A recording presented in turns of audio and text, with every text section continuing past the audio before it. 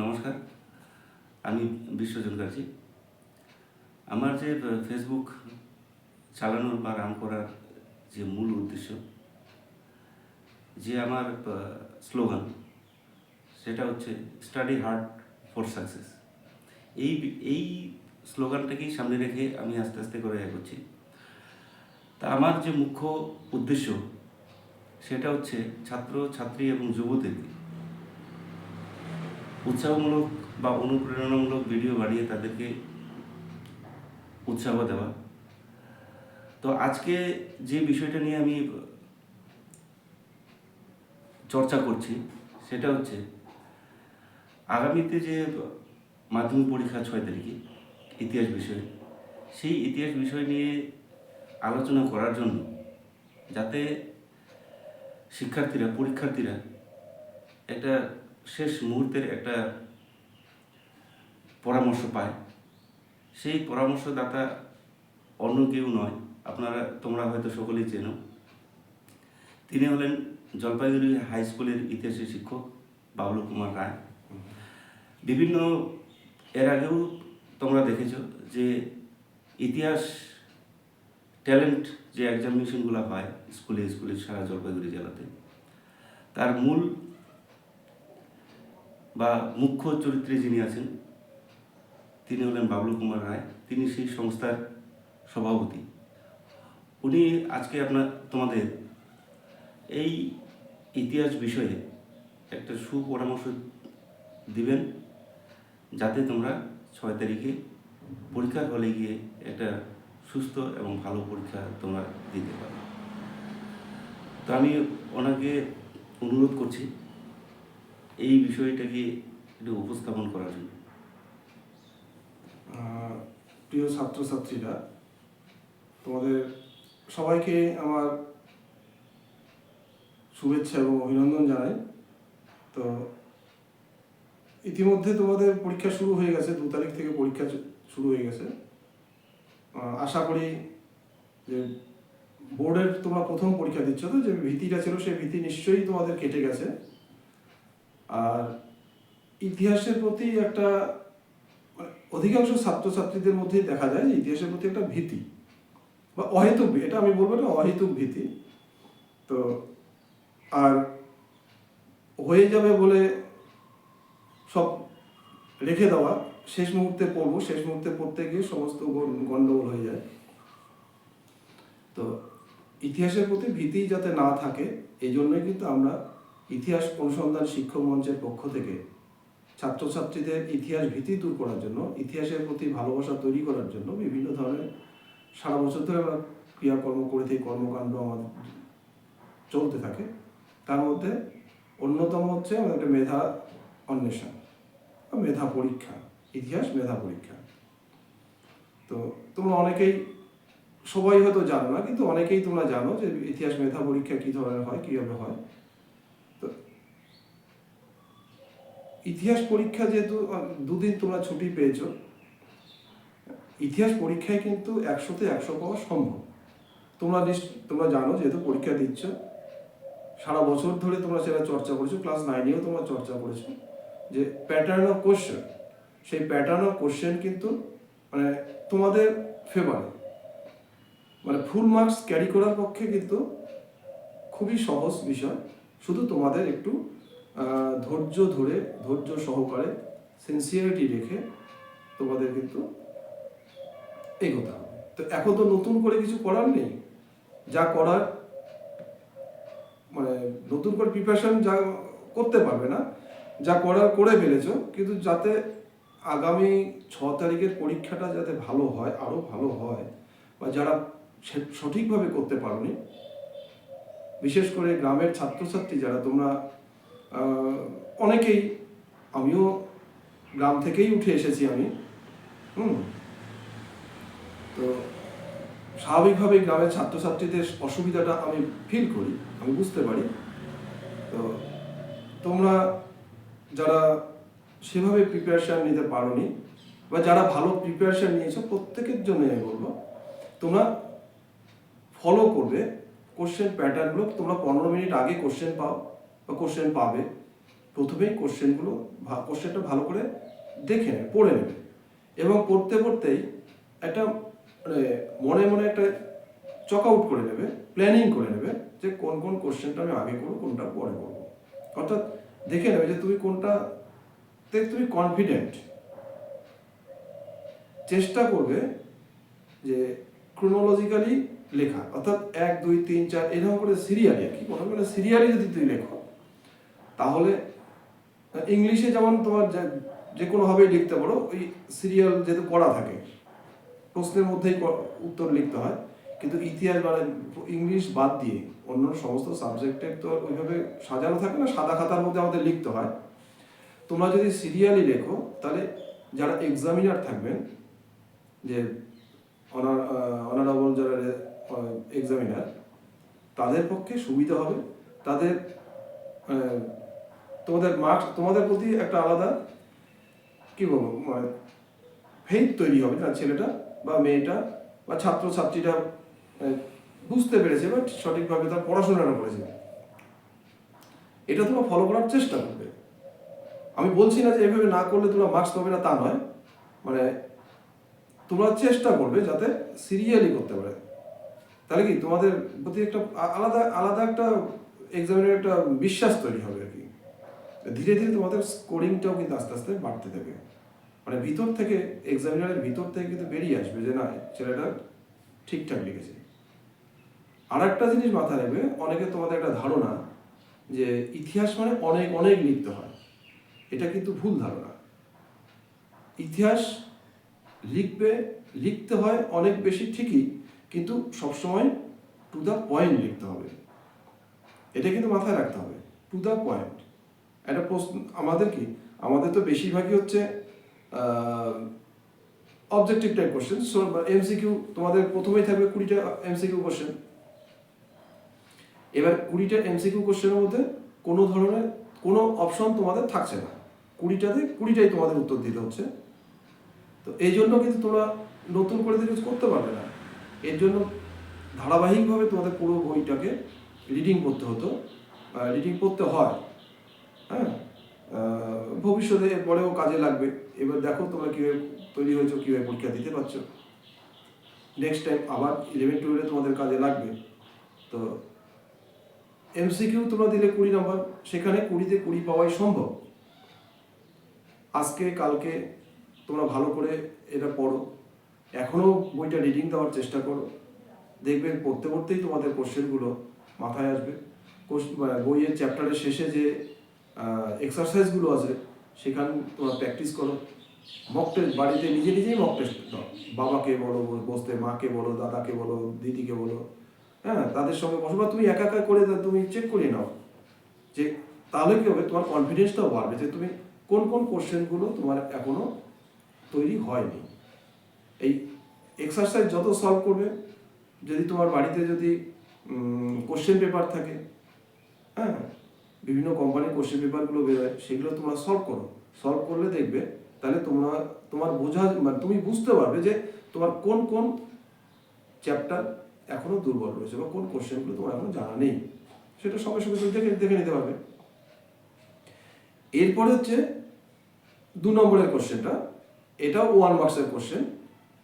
2 নম্বরের কোশ্চেনে কটা উত্তর দিতে হবে? 16টা, তাই তো? তাহলে 16টা কোশ্চেন কিন্তু শুধু ওই সিরিয়ালি এই 1 নম্বরের ওই যে এমসিকিউ এর মতো সিরিয়ালি 16টা দিলে হবে না। এখানে এই 2 নম্বরে 5টা বিভাগ থাকবে, অর্থাৎ 5 ধরনের আইটেম থাকবে, 5টা আইটেম থাকবে কোশ্চেনে। প্রত্যেকটা বিভাগে 4টা করে কোশ্চেন থাকবে। তাহলে 4 আর 5 20টা কোশ্চেনের মধ্যে তোমাকে উত্তর দিতে হবে 16টা কোশ্চেন। তো 16টা কোশ্চেন কী হবে? 16টা কোশ্চেনের মধ্যে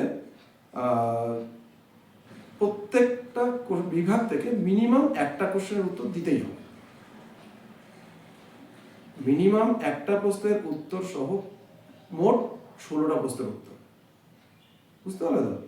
যদি ধরো আমি ধরে নিচ্ছি যে তোমরা 4টা বিভাগ থেকে 16টা কোশ্চেনের উত্তর দেবে, সেক্ষেত্রে কিন্তু তোমরা 16 নাম্বার পাবে না, একটা নাম্বার তোমার কেটে দেবে, কারণ একটা বিভাগ তোমরা অ্যাটেম্প করোনি। তো এই একটা বিভাগ অ্যাটেম্প না করার জন্য একটা নাম্বার তোমার কেটে যাবে, অর্থাৎ 15 নাম্বার পাবে। সঠিক হলেও তোমার একটা প্রশ্নের উত্তর কিন্তু কেটে দেবে। তো এই ব্যাপারগুলো কিন্তু খেয়াল রাখতে হবে। তো 3 নম্বরের কোশ্চেন যেটা থাকবে, 3 নম্বরের কোশ্চেন কত? 3 নম্বরের কোশ্চেনে এটা 2 মার্কসের কোশ্চেন হবে। 2 মার্কসের কোশ্চেন তোমার উত্তর দিতে হবে 11টা। ঠিক আছে, 11টা প্রশ্নের উত্তর দিতে হবে। মোট কোশ্চেন থাকবে 16টা। তাহলে তুমি 5টা অপশন পাচ্ছ।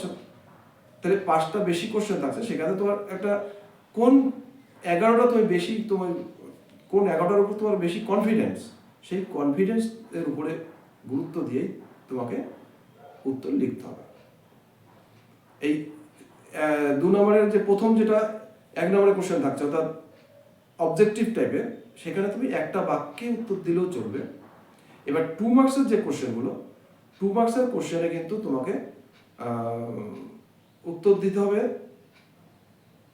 2টা বা 3টা সেন্টেন্সের মধ্যে, 2-3টা সেন্টেন্সের মধ্যে দিতে হবে। ঠিক আছে, তাহলে এটা কত গেল? প্রথমে 20, তারপরে হচ্ছে 16। ও 16-র যে 5টা বিভাগ, 5টা তোমরা জানো, সবাই জানো। অবজেক্টিভ একটা থাকছে, তারপরে ইয়েস নো থাকছে, ভুল অর্থাৎ ট্রু ফলস, তারপরে কলম ডান স্তম্ভ বাম স্তম্ভ মেলাও, তারপরে থাকছে তোমার বিবৃতি থাকছে। ঠিক আছে, তো এভাবে তোমরা টোটাল 5টা বিভাগে 16টা উত্তর দিলে যে 16 নম্বর, 20 আর 16 হচ্ছে তোমার কত? 36 হচ্ছে। এবার 11টা প্রশ্নে থাকছে 22, তাহলে 2 এবং 22, তাহলে 36 আর 22, 36 আর 22 হচ্ছে 58, 36 আর 22 58, তাই তো? এরপরে আসলে হচ্ছে এবারে যেটা তোমাদের বেশি লিখতে হবে, সেটা হচ্ছে 3 গেল, তাহলে 4 নম্বর কোশ্চেন। 4 নম্বরটা হচ্ছে 4 মার্কসের কোশ্চেন। ঠিক আছে, 4 নম্বরের কোশ্চেনটা আসছে 4 মার্কসের। এখানে 7 থেকে 8টা বাক্যের মধ্যে তোমাদের লিখতে হবে। তোমাদের দিতে হবে টু দ্য পয়েন্ট। যদি তোমরা লেখো তাহলেই কিন্তু হবে। মানে 4 নম্বর মানে আমার পাতার পর পাতা লিখতে হবে এমন কোনো ব্যাপার না। এখানে তোমাদের 6টা কোশ্চেনের উত্তর দিতে হচ্ছে। ঠিক আছে, তাহলে 4-6 24, তাহলে 24 আর ওখানে হচ্ছে 58, কত হচ্ছে?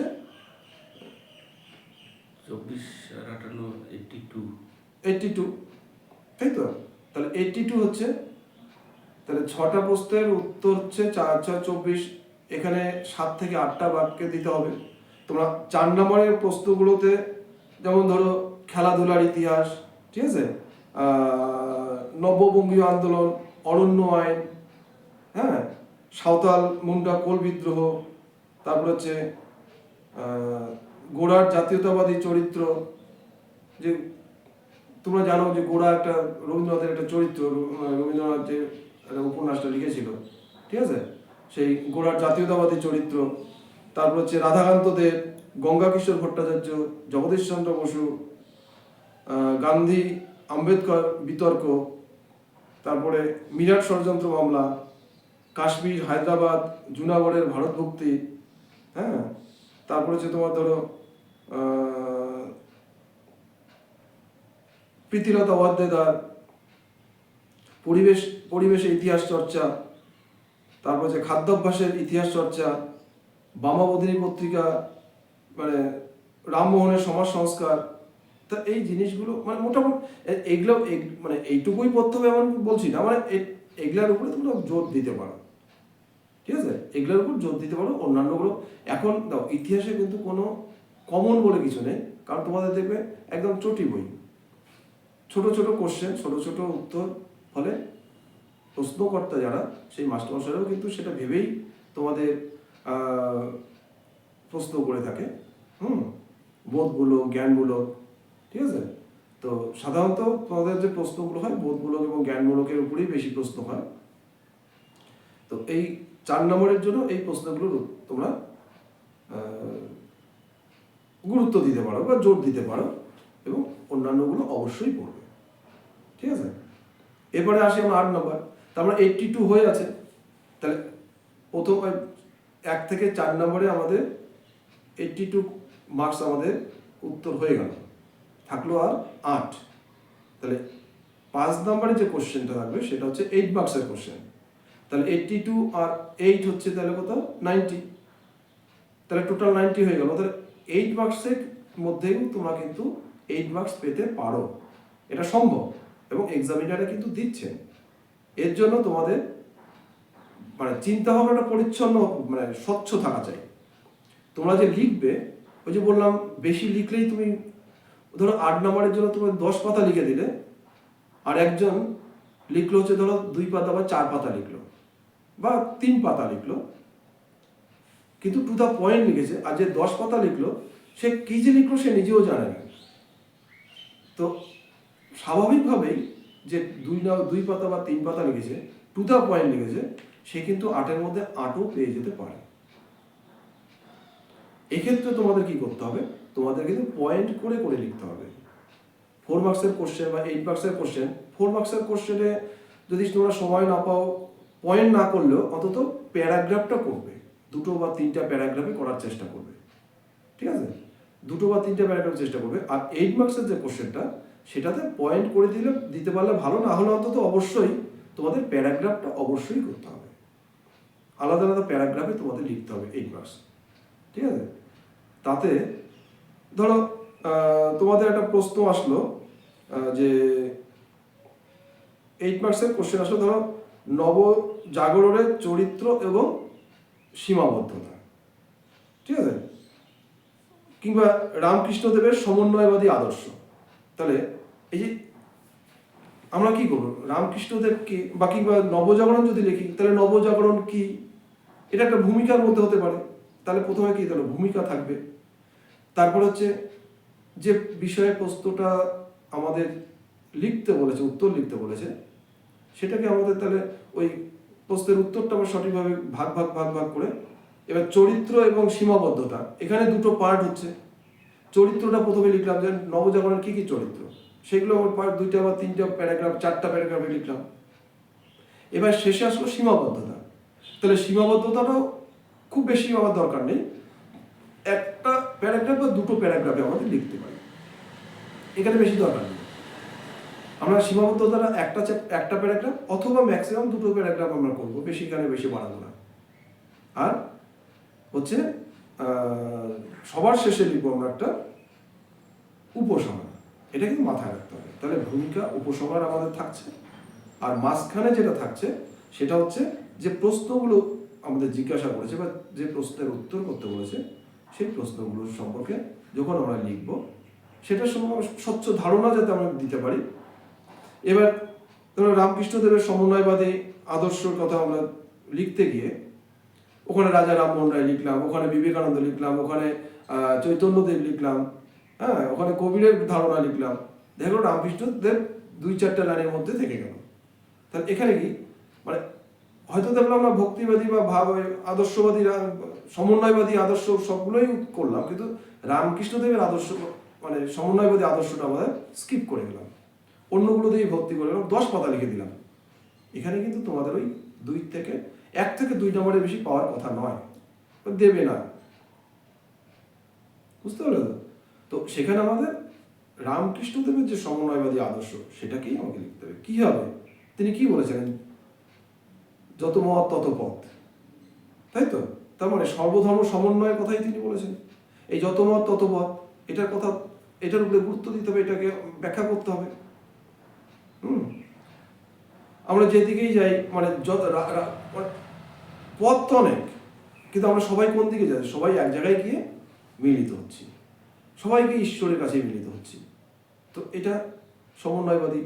আমরা তার মতকে গুরুত্ব দিতে গিয়ে, তার মতকে প্রতিষ্ঠা করতে গিয়ে হয়তো আরো অন্যান্য মনীষীদের আমরা ওখানে টেনে আনতে পারি, কিন্তু সেটা তার উপরে আমরা গুরুত্ব দেবো না, মানে গুরুত্ব বলতে ইমফ্যাসাইজ করবো না, ঠিক আছে?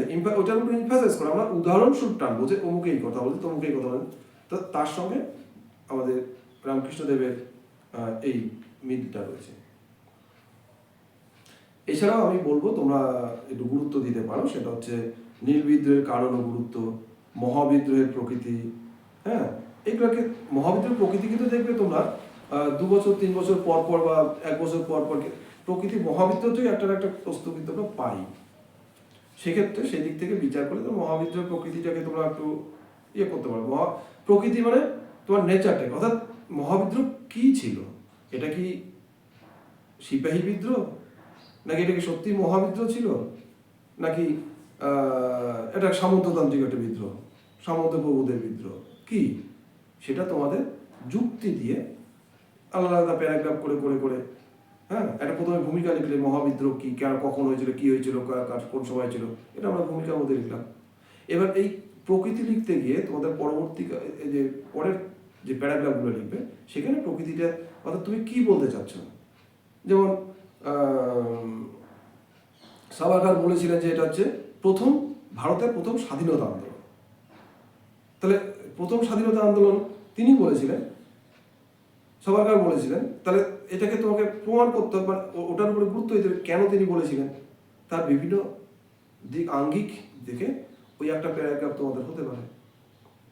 এটা বলছে যে সামন্ততান্ত্রিক, ব্রিটিশ ঐতিহাসিকরা বলছে এটা সামন্ততান্ত্রিক বিদ্রোহ, কারণ সামন্ত প্রভুরা এখানে অংশগ্রহণ করেছিল। আবার কোনো ঐতিহাসিক বলছেন এটা একটা সিপাহী বিদ্রোহ, কেননা সিপাহীরা এটা প্রথম শুরু করেছিল। অর্থাৎ এটা হচ্ছে কনসেপ্ট, শুধু এই আমরা 1 লাইন 2 লাইন লিখলে হবে না, এই কনসেপ্টটাকে তোমাদের যুক্তি দিয়ে একটা প্যারাগ্রাফ করে লিখতে হবে, বুঝতে পারলে? তো সবার শেষে আমরা দেখছি যে মানে এই সামন্ততান্ত্রিক বিদ্রোহ, তারপর প্রথম স্বাধীনতা আন্দোলন, সিপাহী বিদ্রোহ, সবকিছু করে আমরা দেখছি যে এখানে যে ব্যাপ্তি, এই মহাবিদ্রোহের যে ব্যাপ্তি ছিল, এই বিদ্রোহের যে 1857 সালের বিদ্রোহের যে ব্যাপ্তি এবং অংশগ্রহণ, তাতে যে ঐতিহাসিকরা একে মহাবিদ্রোহ বলেছেন সেটা যুক্তিযুক্ত বলে আমরা বলতে পারি। এটা তোমার উপসংহারে এটা তোমার যুক্তিটা লিখলে যে এটা মহাবিদ্রোহ বললে কোনো অংশে এটা ভুল হতে পারে, এটা মহাবিদ্রোহই বলা যেতে পারে আর কি। তো যাই হোক, তার স্বাধীনতা সংগ্রামে বামপন্থী শ্রমিক শ্রেণীর ভূমিকা, এটাও একটা গুরুত্বপূর্ণ প্রশ্ন। বাংলার নবসূত্র আন্দোলনের ভূমিকা, পটভূমি, বা এটা যেমন গত 2024-এ বোধহয় এসেছিল আর কি, ঠিক আছে, সেদিক থেকে এই প্রশ্নগুলোর উপরে তোমরা গুরুত্ব দিতে পারো। তো যাই হোক, সামনেই পরীক্ষা, একদিন বাদেই তোমাদের ইতিহাসের প্রিপারেশনের জন্য তোমাদের 1-2 দিন পেয়ে গেলে এই সময়টাকে তোমরা ভালো করে কাজে লাগাও। তোমাদের আশা করি ইংরাজি এবং বাংলা খুব ভালো হয়েছে, ইতিহাস খুব ভালো হোক, এই শুভেচ্ছা থাকলো, এই আশা রাখছি আমি। এবং বাকি সমস্ত পরীক্ষা, মাধ্যমিক এমন একটা পরীক্ষা, তোমাদের বাংলা, ইংরাজি, অঙ্ক, বিজ্ঞান, ইতিহাস, ভূগোল সবই তোমাদের জানতে হবে। এরপরে তোমরা যখন উচ্চ মাধ্যমিক উঠবে, মাধ্যমিক পাস করে যখন 11-12 পড়বে, তখন তোমাদের একটা ভাগে তোমরা যাবে, তোমাদের অপশন স্ট্রিম তোমরা একটা চেঞ্জ করতে, তোমাদের অপশন তোমরা পাচ্ছ, 3টে অপশন তোমরা পাচ্ছ। তাহলে এভাবে যত উঁচুতে যাবে, যত উঁচু ক্লাসে যাবে, তত তোমাদের একদম মনের মতো সাবজেক্ট তোমাদের অপশন তোমাদের মতো করে তোমরা বেছে নিতে পারবে। যাই হোক, সবাইকে শুভেচ্ছা জানিয়ে তোমাদের ভালো পরীক্ষা হোক এই প্রত্যাশা রেখে আজকে আমার এই আলোচনা এখানেই শেষ করছি। আমার এই আলোচনা তোমাদের যদি উপকারে লাগে, তোমাদের ভালো লাগলে আমারও ভালো লাগবে। ভালো থেকো, ভালো করে পরীক্ষা দাও। শেষ করছি এখানে। অশেষ ধন্যবাদ স্যার আপনাকে। আমি এই কথার পরিপ্রেক্ষিতে সর্বশেষ একটা কথা বলবো। তোমরা যারা পরীক্ষা দিতে চাচ্ছ আগামী 6 তারিখে ইতিহাস পরীক্ষা, সেই পরীক্ষার ব্যাপারে বা যে সুপরামর্শ উনি তোমাদের দিলেন, সেটা একদম টু দ্য পয়েন্ট তোমরা শুনবে, একটু সময় নিয়ে শুনবে। 24-25 মিনিটের একটা ভিডিও হয়ে গেছে, এটা কিন্তু শুনতে হবে। এটা যদি তোমরা মন দিয়ে শোনো, নিশ্চয়ই এই পরামর্শ তোমাদের কাজে দেবে। এবং আশা রাখছি যে 6 তারিখে তোমরা যে ইতিহাস পরীক্ষাটা দিতে যাচ্ছ, সেই পরীক্ষাটা অতি অবশ্যই ভালো থাকবে, এটাই আমাদের কামনা থাকবে।